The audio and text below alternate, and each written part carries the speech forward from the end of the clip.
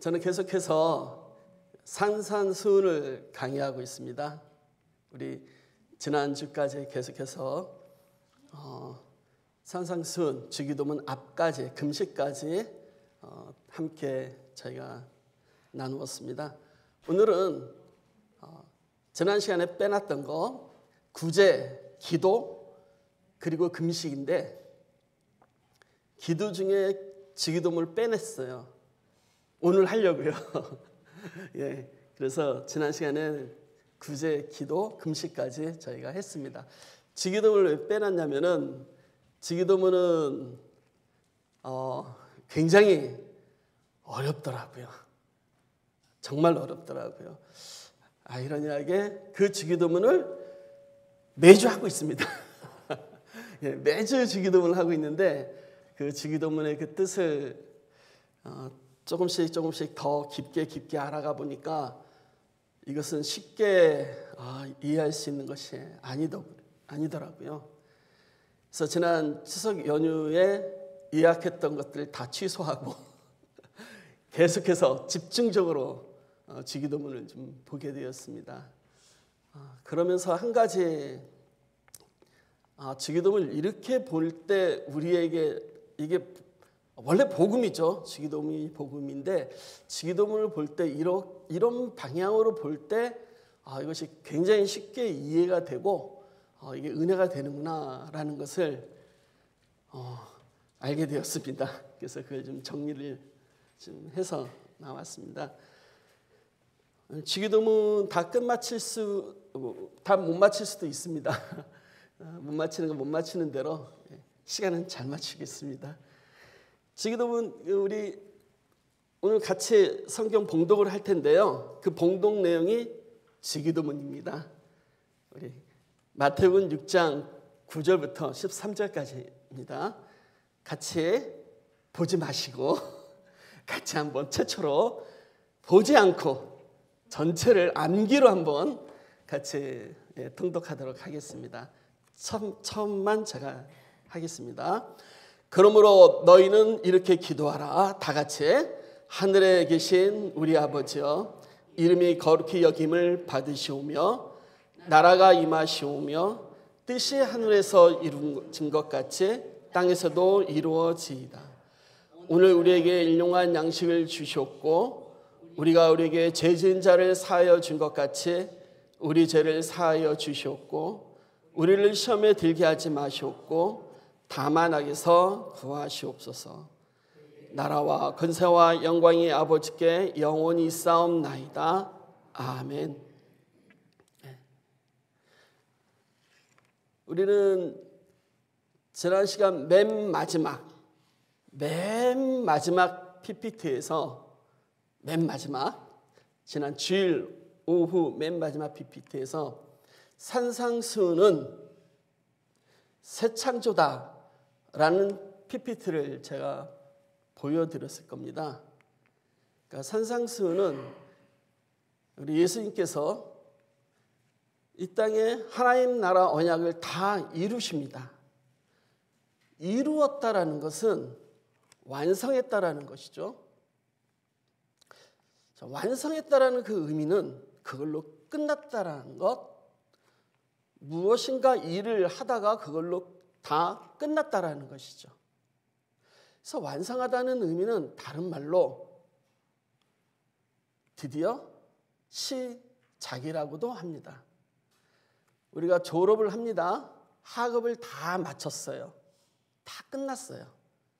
근데 졸업하면 그 다음에 또 상급반에 올라가서 시작을 해야 됩니다. 그러니까 졸업으로 다 끝나는 것이 아니고 예수 그리스도께서 하나님 나라를 다 이루었다라는 것이 끝나는 것이 아니고 이름과 동시에 하나님 나라가 시작되었다라는 것을 의미하는 겁니다. 그러므로 우리는 지금 하나님 나라에서 살고 있는 것이죠. 예수 그리스도께서 이루어주신 하나님 나라를 살고 있으면서 앞으로 완전히 이루어주실 새하늘, 새 땅을 소망하는 것이죠. 그래서 산상순이 새 창조에 대한 내용이다라고 했을 때는 예수 그리스도께서 하나님 나라 언약을 다 이루신 것을 선포하는 자리인데, 다 이루심을 선포하는 자리인데, 그 자리가 다시 새 창조의 자리가 되는 것입니다. 우리를 새로운 피조물로 불러 모으셨어요. 하나님 나라의 새 언약을 이루심으로 다시 새로운 그 새 언약으로 새로운 피조물을 불러주셨다라는 거예요, 저희를. 그래서 하나님 나라를 시작하시게 되는 겁니다. 새로운 피조물로 부른 우리를 산 위에서 새로운 피조물인 우리에게 하나님 나라를 선포하시고, 그 하나님 나라에서 우리가 함께, 특히 주기도문을 통해서, 산상수훈 중에 주기도문을 통해서 아버지 하나님과 우리가 아들이 되었음을 선포하시는 겁니다. 이건 놀라운 사건이에요.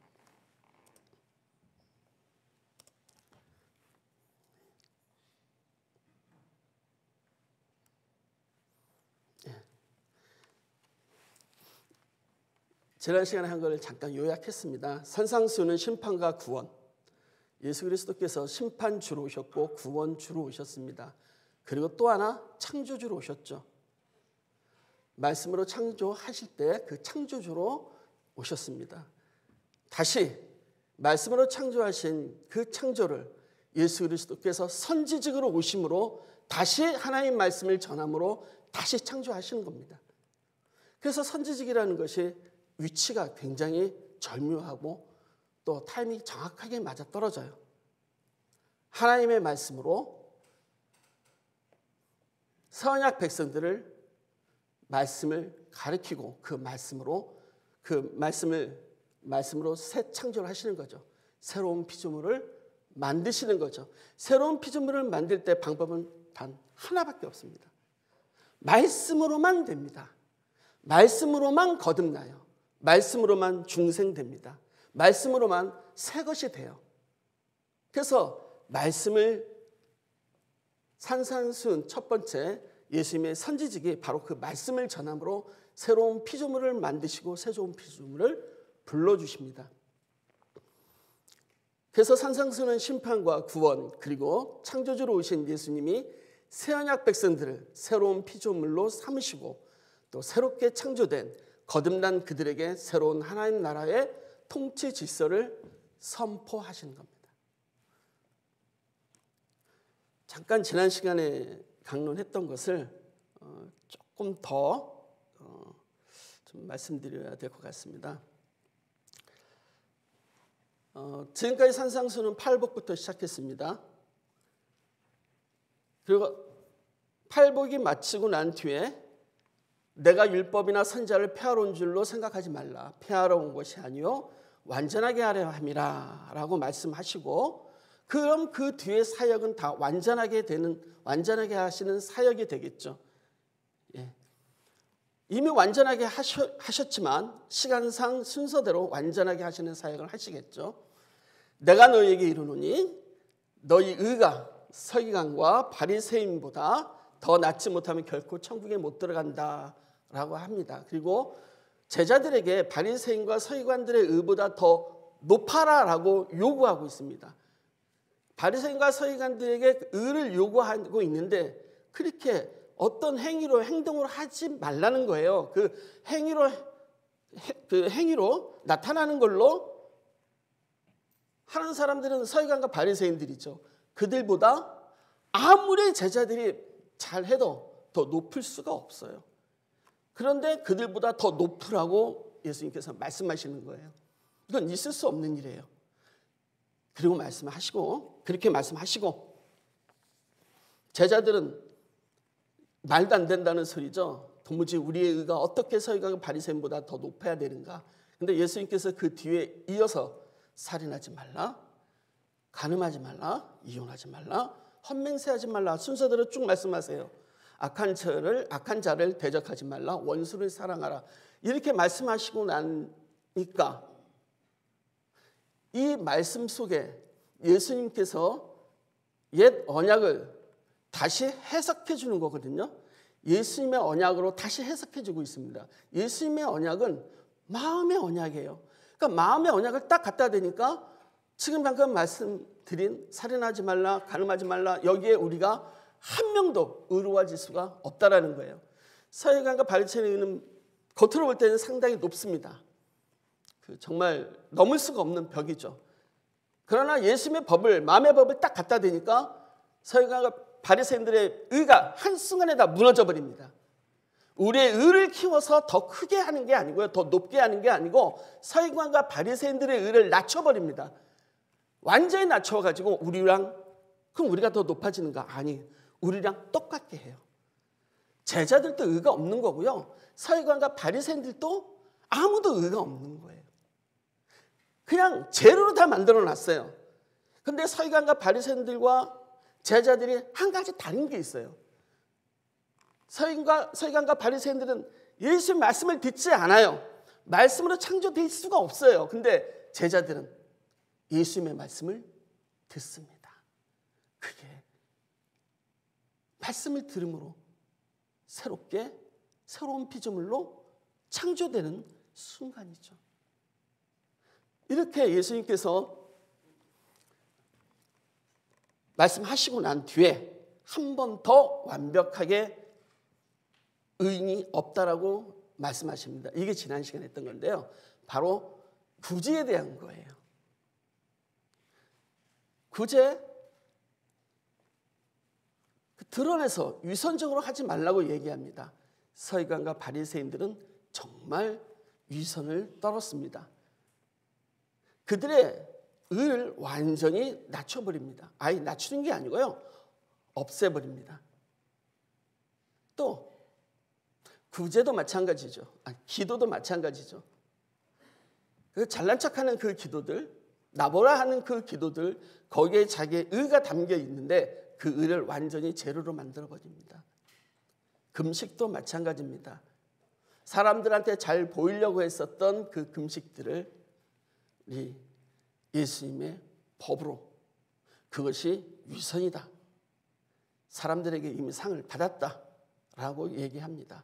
그리고 기도와 구제와 금식, 이 세 가지를 통해서 은밀한 중에 보시는 아버지라는 것을 예수님이 자꾸 강조하십니다. 한 문장에 2번씩이나 넣어서 은밀한 중에 보시는 아버지께서 갚으시리라. 6장 1, 2, 3절이 계속해서 그 내용이에요.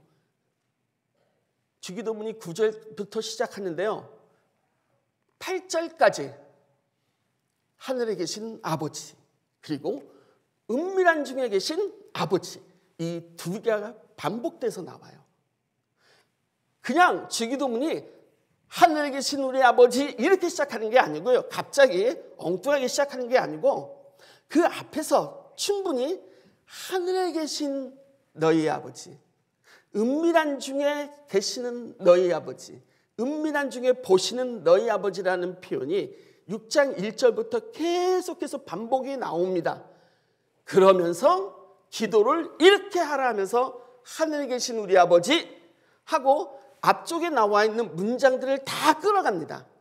그러니까 앞쪽에 나와 있는 것은 하늘에 계신 아버지고 은밀한 중에 계시는 아버지예요.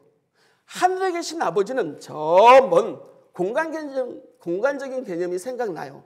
저 멀리 있는 하나님 나라, 저 멀리 있는 하나님 나라에 있는 하나님. 근데 은밀한 중에 보시는 아버지는 내 마음에, 내 중심을 보시는 아버지예요. 즉 6장 1절부터 8절까지 쭉 끌어가는 것이 하늘에 계신 아버지와 은밀한 중에 계시는 아버지, 이 두 개를 가지고 쭉 끌어오면서 이렇게 기도하라 그러면서 하늘에 계신 너희 아버지가 아니고 6장 1절부터 8절까지는 다 너희 아버지예요. 하늘에 계신 너희 아버지, 은밀한 중에 계신 너희 아버지, 너희 이렇게 하다가 6장 9절에 딱 와서 하늘에 계신 우리 아버지가 시작되는 거예요. 6장의 9절에 있는 주기도문에 나오는 이 하늘에 계신 우리 아버지란 그 속에 하늘에 계신 공간적인 개념으로 먼 하늘에 계신 아버지와 내 마음에 계신 아버지, 이 두 개의 개념의 아버지가 주기도문에 흡수가 됩니다. 그러니까 주기도문에서 말하는 이 하나님 아버지라고 할 때는 하나님 나라의 하나님과 내 마음속에 계시는 이 하나님이 합해집니다. 그러니까 주기도문 이 두 개를 합칩니다. 이 합치는 개념이 굉장히 중요해요. 왜 중요하냐면 첫 번째 하늘에 계신 아버지라는 거예요. 이게 좀 굉장히 의미가 깊죠. 왜냐하면 하늘에 계신데 아버지예요. 원래 아버지는 어디 계셔야 돼요? 원래 아버지는 어디 계셔야 됩니까? 예. 원래 아버지는 뭐 안방에 계신다든지, 우리의 가까운 곳에 계신 개념이죠. 원래는. 근데 하늘이라고 얘기합니다. 즉 하늘에 계신 아버지라고 할 때는 이미 하늘과 내 중심, 내 안에 있는 그 아버지가 하나가 되는 거예요. 근데 이 개념을 조금 더 주기도문에서 확실하게 해줍니다. 하늘에 계신 아버지라고 했을 때 하늘과 하늘에 계신 아버지와 내 마음의 중심을 오시는 이 아버지가 하나가 된 거구나. 그 아버지께 기도를 하는구나. 기도의 대상자는 하늘에 계신 하나님 아버지, 그리고 내 안에 계신 하나님 아버지. 이 기도의 대상자는 그래요. 근데 이 하늘과 내 마음속에 있는 아버지가 하나가 된다는 개념이 주기도문에서 더 자세하게 나옵니다.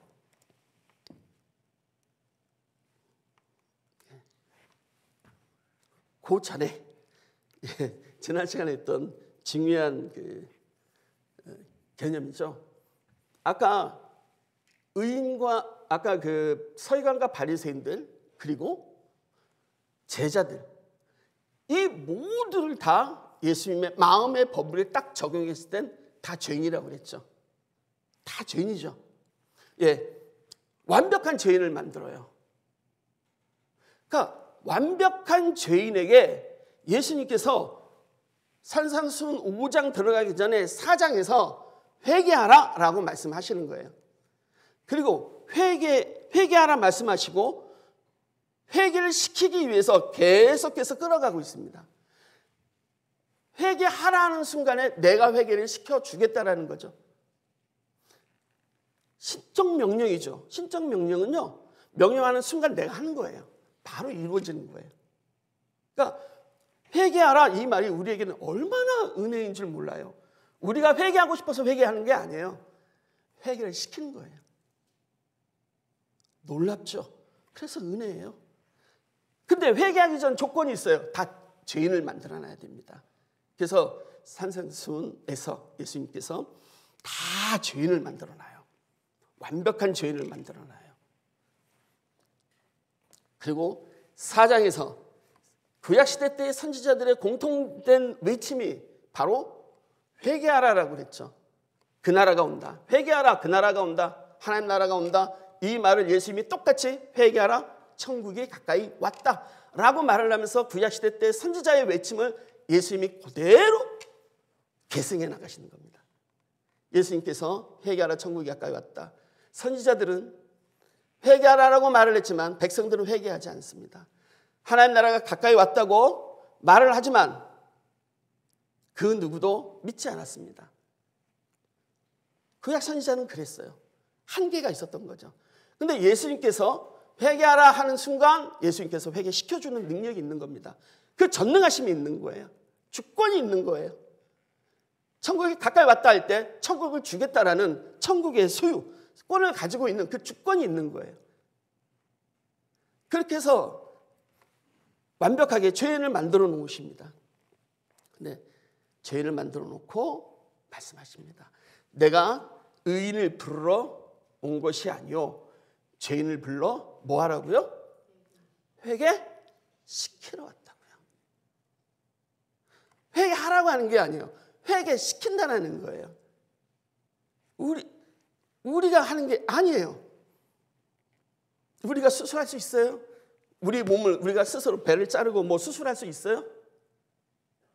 아니죠. 못하죠. 죽은 사람이 어떻게 자기 몸을 수술합니까? 살아납니까? 우리는 이미 다 죽었는데 살아나지 못해요.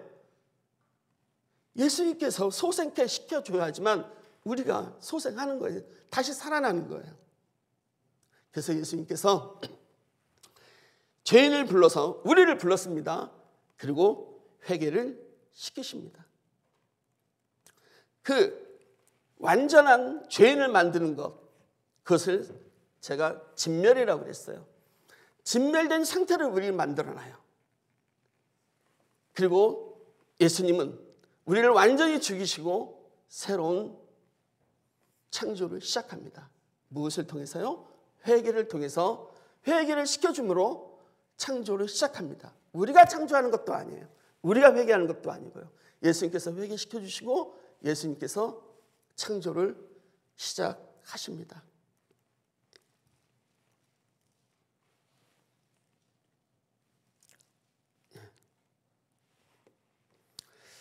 마태복음이 전체적으로 선지자, 예수님의 삼직이죠. 그리스도의 삼직, 선지자, 왕, 제사장직을 성취한다고 말씀드렸습니다. 그리고 이 세 가지 직분은 그리스도의 삼중직이라고 그랬어요. 그러니까 이 세 가지 직분을 수행함으로 성취함으로 예수가 그리스도임을 이미 창세전 언약대로 예수가 그리스도임을 예수님께서 성취하시는 거예요. 근데 성취하시는데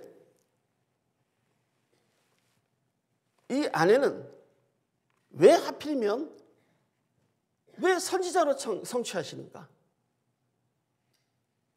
왜 하필이면 왕으로 성취하시는가? 왜 하필이면 제사장으로 대제사장으로 성취하시는가는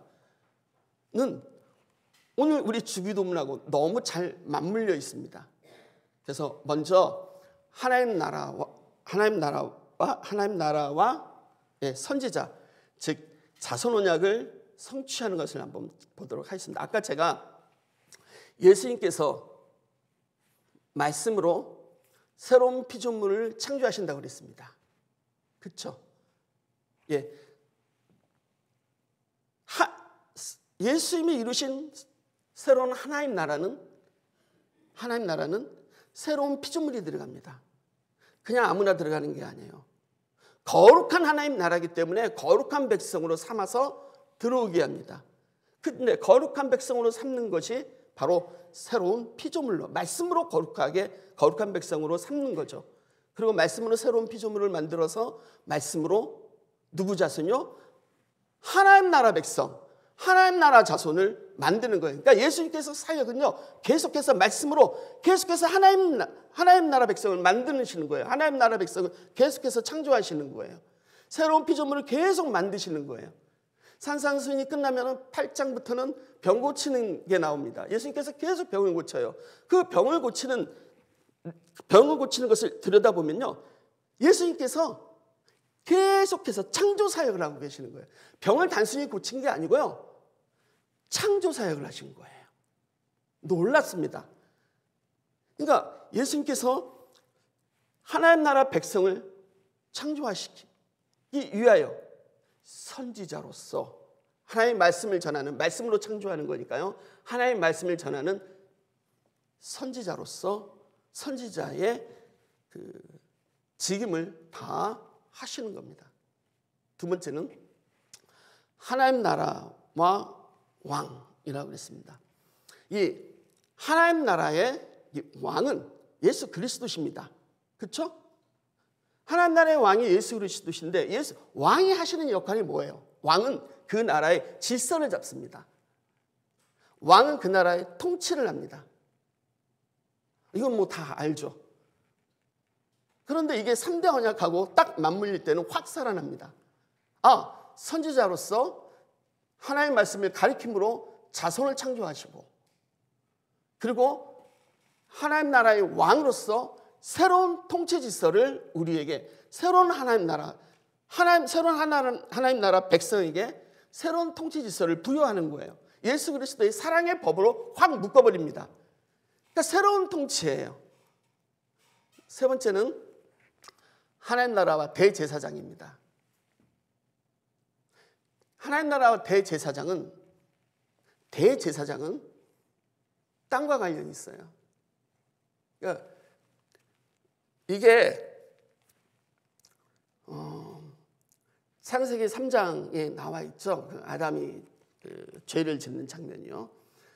쭉 가다 보면 3장 17절에 이런 말이 나와요.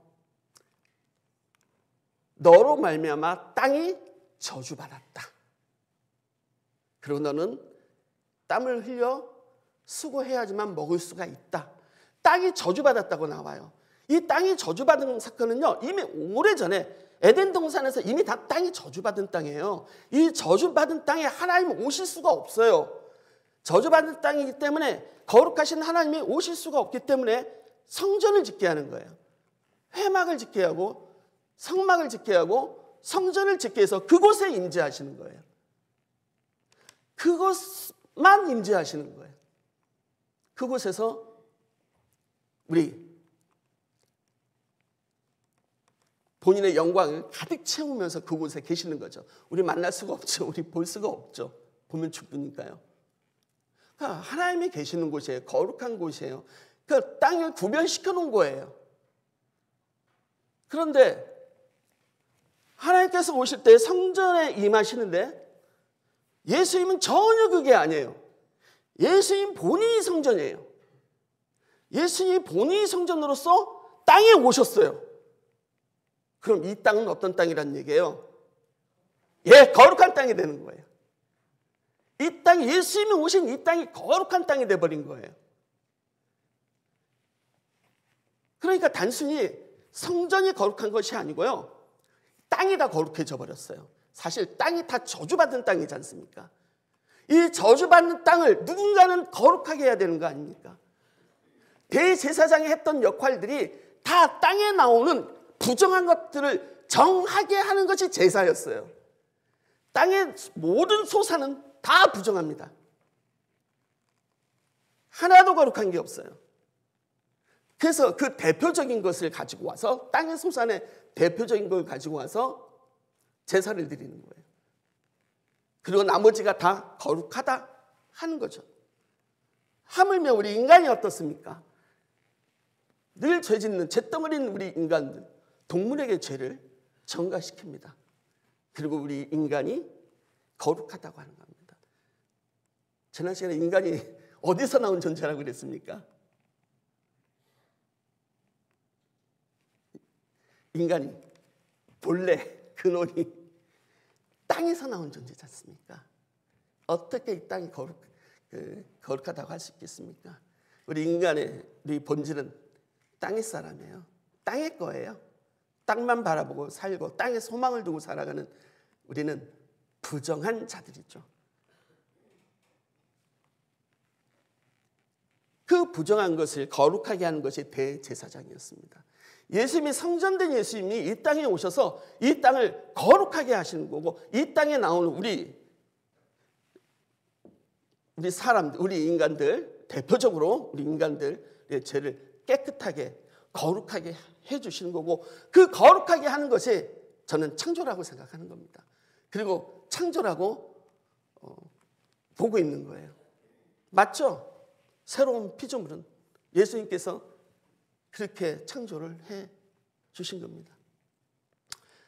원래 예수님도 창조주죠.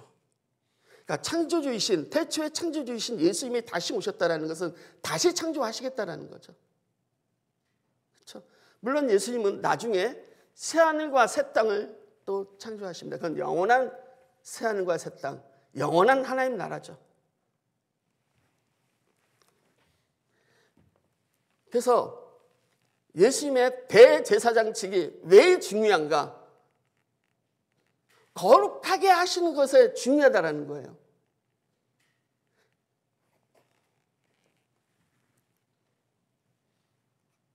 자,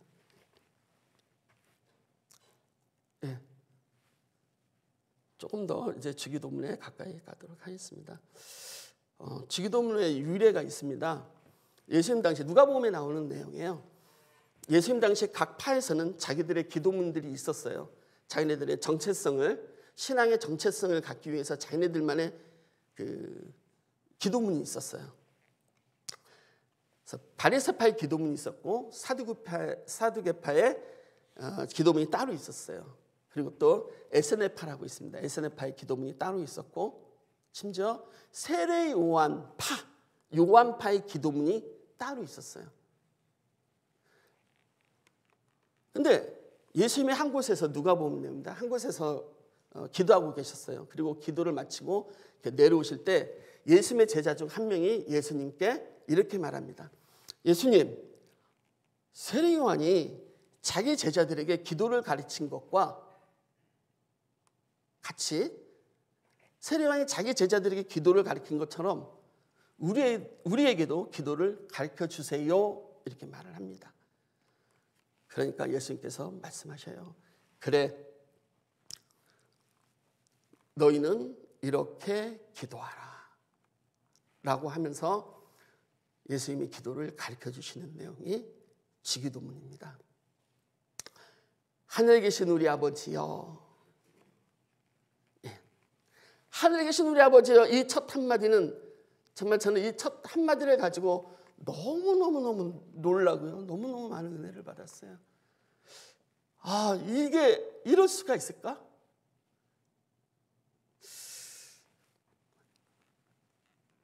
하늘에 계신 우리 아버지요. 지금까지 하나님과 우리 인간과의 관계는 왕과 신하의 관계였고, 구약시대 때 왕과 신하의 존재였고, 또 주인과 종의 관계였었어요. 또 왕과 백성의 관계, 그러니까 서로 분리된 관계예요. 같이 있는 것 같지만 거리가 있는 관계예요. 그런데 구약시대 때 물론 선지자들이 하나님과 우리를 아버지와 아들로 이렇게 보고 말한 선지자들도 있습니다. 또 하나님이 직접 모세에게도 그렇게 얘기합니다. 내 이스라엘은 내 아들들이야. 내 아들들을 네가 가서 데리고 나와. 만약에 네가 데리고 나오지 않으면, 바로가 그렇게 해주지 않으면 내가 바로의 장자들을 다 죽일 거야. 바로의 아들들을 죽일 거야. 아들과 아들을 막 바꾸는 거거든요. 그러니까 원래 하나님은 우리를 아들로 부르셨어요. 원래 아담을 창조하실 때 아들로 창조하신 거예요. 하나님의 형상을 그대로 닮은, 형상을 닮은 자식이죠. 부모의 형상을 닮죠. 원래 아들로 우리를 불렀어요. 그런데 그 관계가 그리 길지 않았던 거죠. 하나님, 그래서 그러한 구약 때 아담의 죄로 인하여 아들과 아버지의 관계가 끊어지고 왕과 신하의 관계로, 또 주인과 종의 관계로 전락이 돼버리고 말았던 거죠.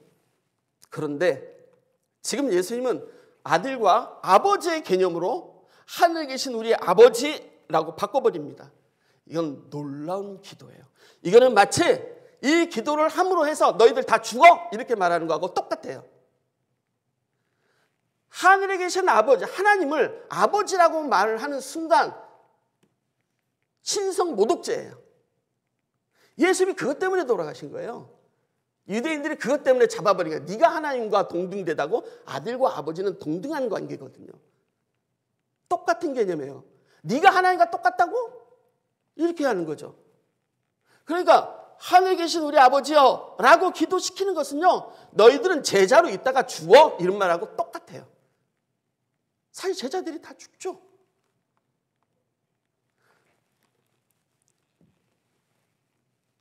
이렇게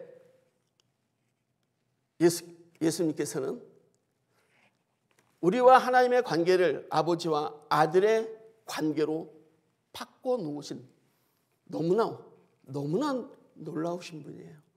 이렇게 바꿔놓을 사람이 지금까지 한 번도 없었고 한 명도 없었어요. 예수님이 와서 이렇게 바꿔버리신 거예요. 왜요?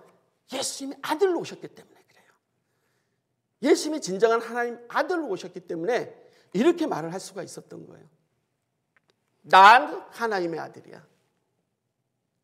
그런데 내 말씀으로 다시 태어난 너희들도 하나님의 아들이야 라고 말씀하시는 겁니다.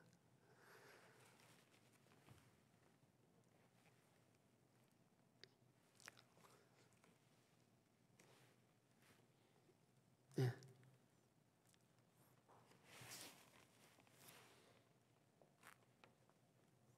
유대인은 하나님의 아들이라는, 예수님께서 본인을 하나님의 아들이라고 말을 했을 때 이렇게 반응을 한 거예요. 신성모독이다. 찰나마도다. 맞죠? 신성모독이다. 이렇게 반응을 했어요. 자기가 하나님과 동등하다고 가만히 안 놔두겠다. 죽여버리겠다. 그래서 하나님 아버지라고 우리가 주기도문할 때마다 말을 할 때, 또는 기도하면서 말을 할 때마다 이것은 내 목숨과 항상 바꾸고 있는 기도다. 내 목숨을 내놓은 기도다. 하나님을 아버지라고 고백하는 순간 나는 죽은 목숨이고 하나님 앞에서 나는 죽은 자다라고 고백하는 거하고 똑같습니다. 예수님께서 아마 그랬을 거예요. 하나님 아버지라고 기도하자. 그리고 우리 다 죽자. 안 죽어? 내가 죽을 거야. 내가 너희들을 십자가에서 다 함께, 너희와 함께 내가 죽을 거야. 빠져나갈 수가 없죠. 하나님을 아버지라고 고백하는 자가 어떻게 빠져나갈 수가 있습니까? 죽어야 되는 거죠. 예수님은 더욱더 우리와 하나님과의 그 관계를 돈독하게 하십니다. 명칭을 아버지가 아니고 뭐라고까지 부른다고요? 아빠라고까지요. 아니 어떻게 이렇게 친밀하게, 아니 어떻게 이렇게 가까이 우리와 하나님을 이렇게 맺어줄 수가 있단 말입니까? 누가 이렇게 맺어줄 수 있단 말입니까?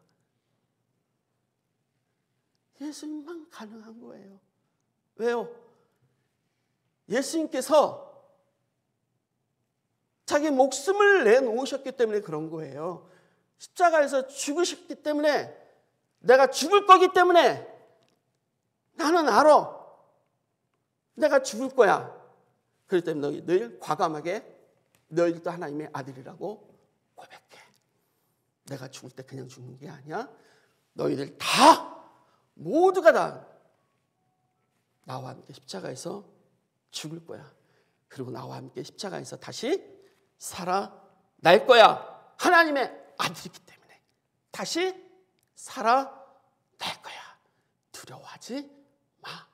그래서 하나님 아버지라고 우리가 부른다는 것은 우리의 목숨을 내놓는 것도 내놓는 거지만, 하나님의 아들로서 다시 부활하는 것도 그 안에 내포되어 있습니다. 그래서 너무나 강력한 거예요. 우리가 하나님을 아버지로 뒀다는 것만큼 더 강력한 게 어디 있습니까? 더 정말로 썬파워가 어디 있어요? 그렇죠?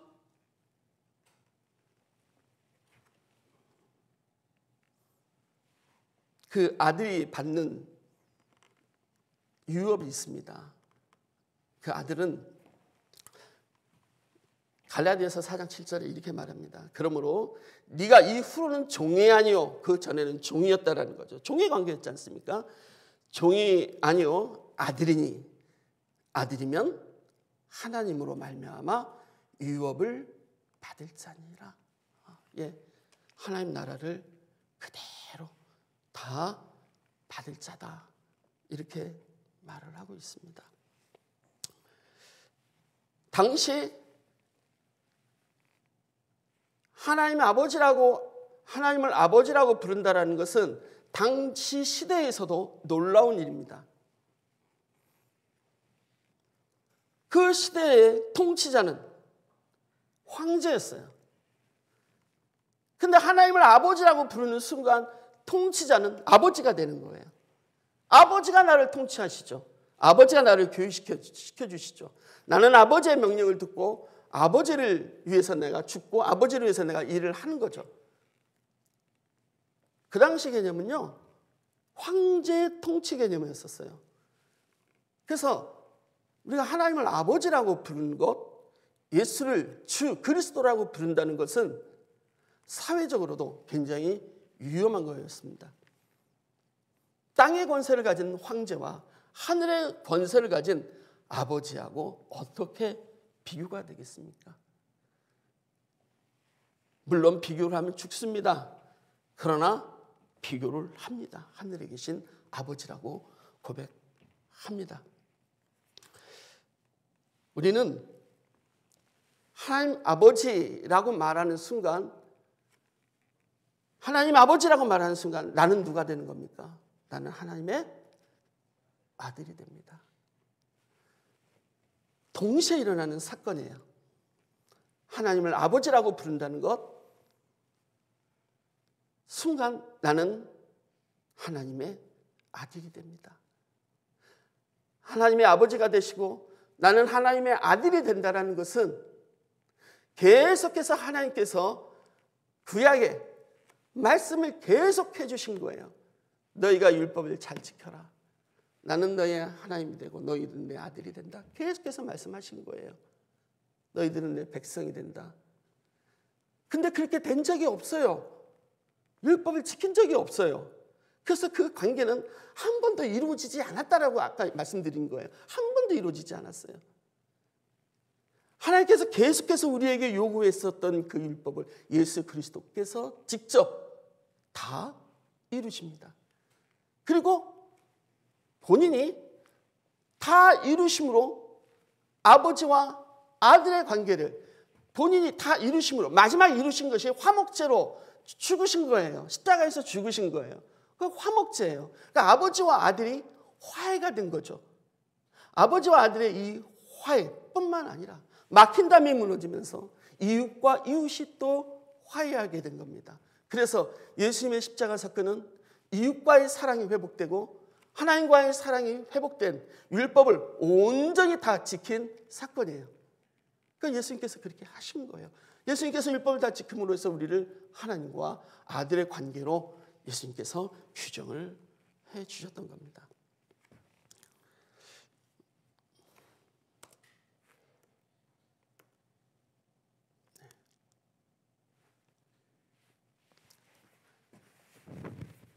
하늘에 계신 우리 아버지라는 그 말은, 하늘에 계신 우리 아버지라는 말은 아들과 아버지의 관계가 어디서 깨졌다고 그랬죠? 에덴 동산에서 깨졌습니다. 이미 오래전에 깨졌어요. 그래서 하늘에 계신 우리 아버지라고 말을 하는 것은, 기도하라고 하는 것은 에덴 동산에 깨진 아버지와 아들의 관계를 회복하게 하는 기도입니다. 에덴 동산이 예창조라고 하면은 예수 그리스도께서 새 창조로 아들로 우리를 불러주시는 거예요.